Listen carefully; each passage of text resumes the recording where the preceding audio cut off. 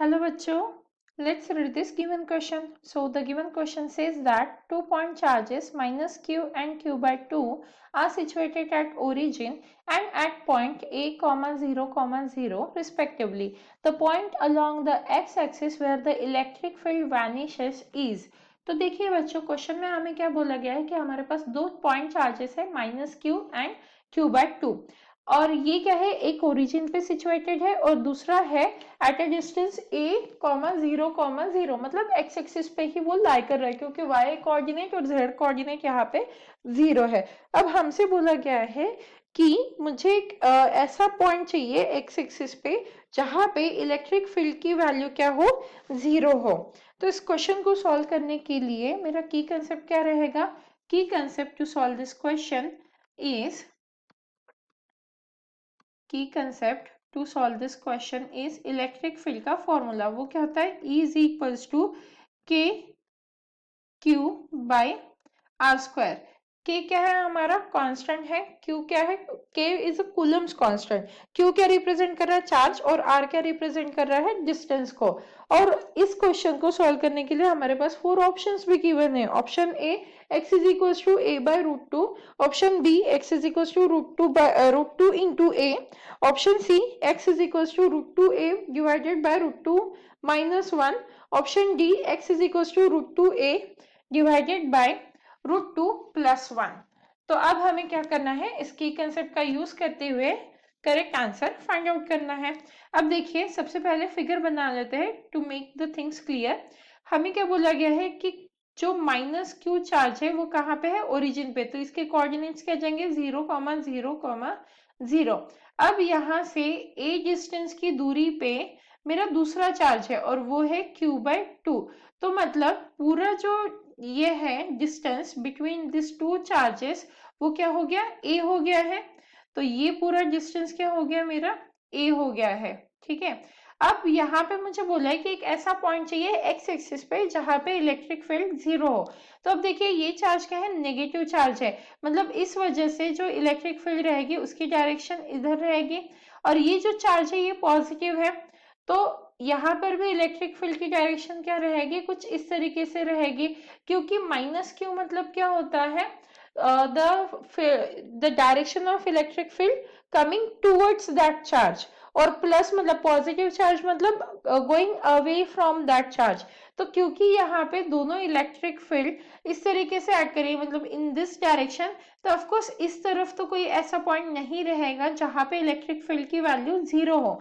तो मतलब इसके अपोजिट डायरेक्शन में समवेयर हियर मैं वो पॉइंट कंसीडर कर लेती हूँ जिसे हम P पॉइंट के नाम से लेबल कर देते हैं। और इस P पॉइंट पे मुझे इलेक्ट्रिक फील्ड क्या मिलनी चाहिए, 0 मिलनी चाहिए। तो इसीलिए मैंने इस P पॉइंट को इस साइड कंसीडर किया, क्योंकि इलेक्ट्रिक फील्ड की डायरेक्शन दोनों की इधर है, तो इस साइड में मुझे वो 0 नहीं मिलेगा। अब मान लेते हैं ये जो माइनस क्यू है, यहां से इस P पॉइंट का जो डिस्टेंस है वो क्या है, x है। तो अगर ये पूरा डिस्टेंस x है तो ये डिस्टेंस क्या हो जाएगा, x माइनस ए। तो अब हम इस फिगर के बेसिस पे इलेक्ट्रिक फील्ड को फाइंड आउट कर सकते हैं। यहाँ पे क्या हो जाएगा, हमारा E का फॉर्मूला क्या है, E is equal to K q by are square. तो E नेट की वैल्यू क्या हो जाएगी, E1 प्लस E2। अब E1 की वैल्यू क्या आएगी, E1 मतलब इस चार्ज की वजह से, तो क्या आएगा ये K, और यहाँ पर जाएगा माइनस Q, और डिस्टेंस कितना है यहाँ पर, एक्स स्क्वायर, क्योंकि इस पॉइंट पे हम निकाल रहे हैं। तो डिस्टेंस कितना हो जाएगा, एक्स स्क्वायर, क्योंकि इस पॉइंट से क्यू का डिस्टेंस कितना है, एक्स है। तो स्क्वायर ऑफ दैट मतलब x square plus E2। E2 मतलब किसकी वजह से है, इस चार्ज की वजह से है ऑन पॉइंट P। तो यहाँ पे फिर से आएगा K, यहाँ पे चार्ज है Q बाय 2, और डिस्टेंस कितना है हमारा, x minus a whole square. अब इसे हमें फर्दर सॉल्व करना है। तो यहाँ पे क्या मिल जाएगा मुझे, और जो यहाँ पे E नेट है, तो यहाँ पे E की वैल्यू क्या है, 0 है। मतलब मैं इस इक्वेशन को किसके साथ इक्वेट कर सकती हूँ, 0 के साथ। तो यहाँ से मुझे क्या मिल जाता है, 0 is equal to minus k q by x square plus यहाँ पे आ जाएगा k q by 2 in bracket x minus a whole square. तो मैं इस पूरी टर्म को इस साइड लेकर जा सकती हूँ। तो मुझे क्या मिलेगा आगे फर्दर सॉल्व करते हुए, यहाँ पे आ जाएगा हमारा 1/x square is equals to 1/2 x minus a whole square. मैंने क्या किया, k और q था यहाँ पे, तो उनको कैंसिल आउट कर दिया, क्योंकि ये टर्म क्या हो जाएगी, k q by x square is equals to k q by twice of x minus a whole square. तो ये k q से ये k q कैंसिल हो गया और मुझे ये इक्वेशन मिल गई है। अब हमें क्या करना है, इसे सॉल्व करना है। तो अगर मैं दोनों साइड स्क्वायर रूट ले लूँ तो मेरे पास इक्वेशन क्या आ जाएगी, 1/x is equals to 1/√2 times x minus A, क्योंकि मैंने क्या किया है, दोनों तरफ स्क्वायर रूट ले लिया है।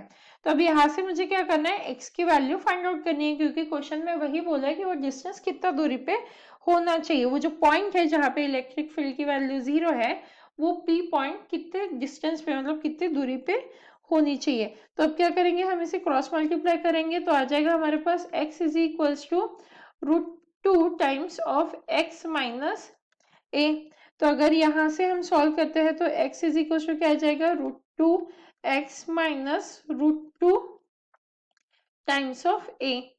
तो x की वैल्यू क्या आ जाएगी यहाँ पे, √2a इज इक्वल्स टू आ जाएगा हमारा √2x of and minus x।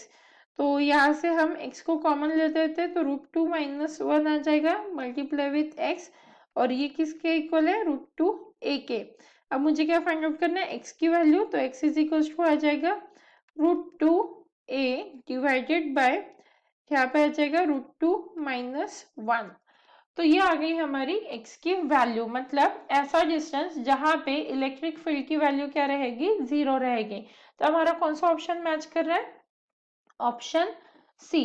Hence the final answer for the given question is option C. Hope you understood it well. Best of luck.